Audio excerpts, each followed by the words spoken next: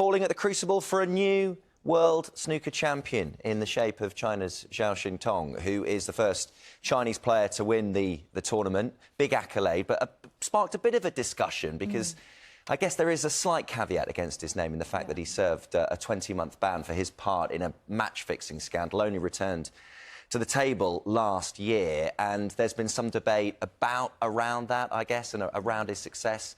But take nothing away from the way he's played at this year's tournament, because he lost his tour card as a result of that and had to play as an amateur and came through qualifying as well, beating Ronnie O'Sullivan, no less, on his way to beating Mark Williams in the final. Yeah, good morning. History made at the Crucible last night as Zhao Xintong became the first Chinese player to win the World Championship, but his route to the biggest prize in the sport has been far from straightforward, as Patrick Geary can tell us.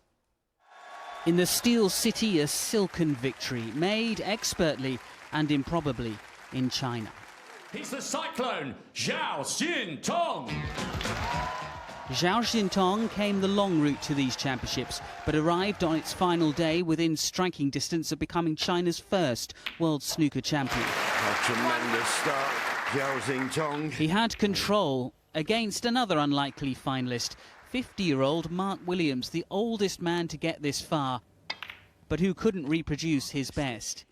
Back in China, up to 150 million people were watching, a huge moment, as it was 40 years ago, when 18.5 million UK viewers tuned in after midnight. He's done it! To watch Dennis Taylor win the title, the peak of the sport's British boom.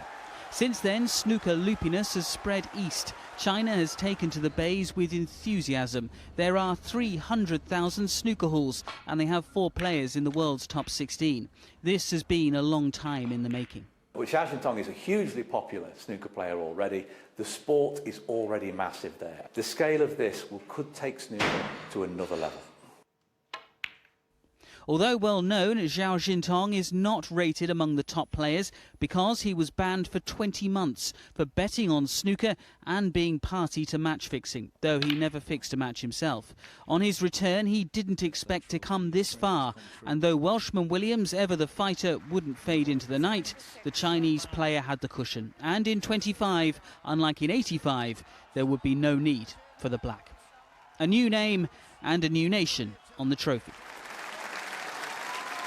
Oh, that moment, amazing.